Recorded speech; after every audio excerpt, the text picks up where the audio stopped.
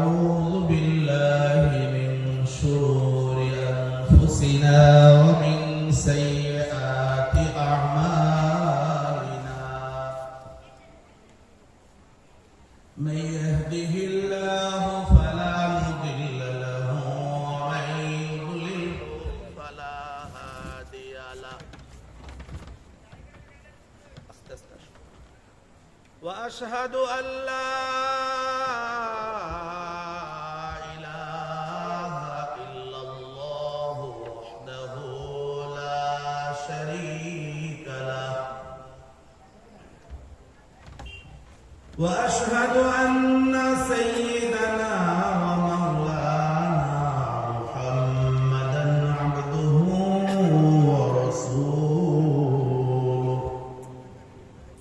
الذي أرسله بالحق بشيرا ونذيرا وداعيا إلى الله بإذنه وسراجا منيرا فقد قال الله تعالى في كلامه المجيد وفرقانه الحميد أعوذ بالله من الشيطان الرجيم بسم الله الرحمن الرحيم إن الله وملائكته يصلون على النبي يا أيها الذين آمنوا صلوا عليه وسلموا تسليما اللهم صل على سيدنا مولانا محمد وعلى آل سيدنا مولانا محمد بلغ العلا بكماله كشف الدجى بجماله حسنت جميع خصاله صلوا عليه وآله বিষ্ণুপুর যুব সমাজের উদ্যোগে আয়োজিত 2 রাতব্যাপী সপ্তম বার্ষিকী তাফসীরুল কোরআন মাহফিলের প্রথম রাতের সম্মানিত সভাপতি জনাব আল-হাজ আবুল কালাম আকন, আজকের মাহফিলের আমন্ত্রিত অতিথি বিশিষ্ট ইসলামী চিন্তাবিদ মুফাসসির কোরআন জনাব হযরত মাওলানা শরীফুল ইসলাম নোমানী সাহেব, প্রধান অতিথি হিসেবে আপনাদের আসর অলঙ্কৃত করার জন্য আমন্ত্রিত 4 নম্বর বিষ্ণুপুর ইউনিয়ন পরিষদের চেয়ারম্যান জনাব এমডি মাসুদ রানা বাবুল পাইক, উপস্থিত সম্মানিত উলামায়ে কেরাম, শ্রদ্ধেয় মুরব্বীগণ, যুবক ভাইরা, পর্দার অন্তরালে অবস্থানরতা মা ও বোনেরা, একান্ত স্নেহাস্পদ কচি কাঁচা, আসসালামু আলাইকুম ওয়া রাহমাতুল্লাহি ওয়া বারাকাতুহু। ইকো বন্ধ করে দিতে, ইকো লাগবে না।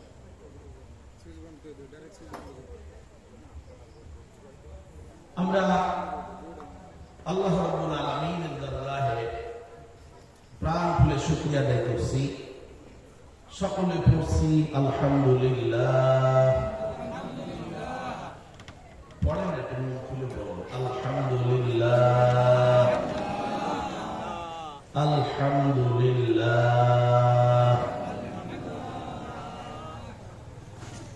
আমরা তাফসীরুল কোরআন মাহফিলে উপস্থিত হয়েছি, আল্লাহ তাআলা হাজির করে দিয়েছেন, সেজন্য শুকরিয়া আদায় করে নিচ্ছি আবার আলহামদুলিল্লাহ। আমি একটা কথা আপনাদের কাছে বলি বা জানতে চেষ্টা করে দেখি।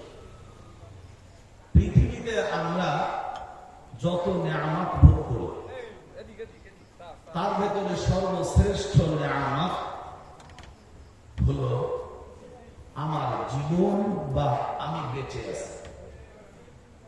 আপনারা কি আমার কথার সাথে একমত? আমি বেঁচে নেই, পৃথিবীতে আমার কোন কাজ নেই, শেষ।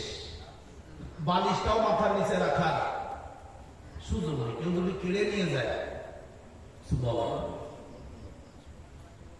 আমি অসুস্থ কিন্তু বেঁচে আছি, এজন্য অসুস্থতাটাও একটা নিয়ামত।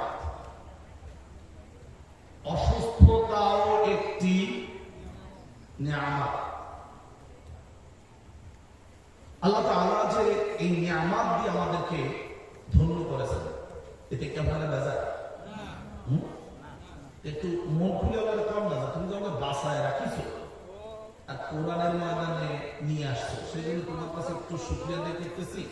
খুব আস্তে বলো, যেন স্পিডে উঠে আর না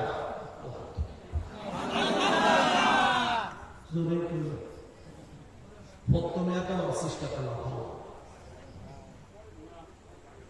আমরা কোরআন থেকে কিছু কথা শোনার জন্য উপস্থিত হয়েছি। আমি কোরআন থেকে একটা আয়াতের একটা শব্দের উপরে কথা বলব। শব্দটি হলো আপনাদের কাছে নতুন কোরআনের শব্দ, তবে এই শব্দের উপরে আলোচনা আমি সচরাচর কাউকে করতে শুনি না, সেজন্যই বলতেছি আপনাদের কাছে নতুন। তবে হতেও পারে কারো কারো কাছে নতুন নয়, বরং পুরাতন। শব্দটি হল বাসাইর। আরবি উচ্চারণে বাসাইরু। আমরা রয়ের উপরে পেশ না পড়ে সাকিন করে দেই, তাহলে উচ্চারণ হবে বাসাইর। আপনি একটু বলেন তো আমি কি বলেছি? সবাই বলেন, সবাই বলেন, কেউ ঠোঁট বন্ধ রাখার চেষ্টা করে না, বলেন বাসাইর। বলেন এই শব্দটার উপরে আপনাদের সাথে কথা খুব মনোযোগ দিয়ে বুঝবেন। আমি তো কথা খোলামেলা বলি, স্থির ভাবে বলি, যাতে করে আপনারা অন্তত কিছু কথা বাড়িতে নিয়ে যেতে পারেন, বাড়িতে নিয়ে যেতে পারেন। এই বারান্দা তো কথা কেন?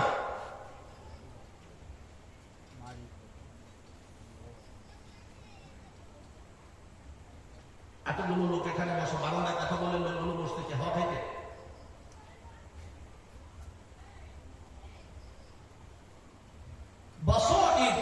এই শব্দটি নিয়ে যে আলোচনা করবো সেটা বোঝার জন্য আগে আপনাদের কাছে ছোট্ট একটি কথা বোঝাতে চাই। সেটি হলো আল্লাহ তাআলা এই গ্রন্থটির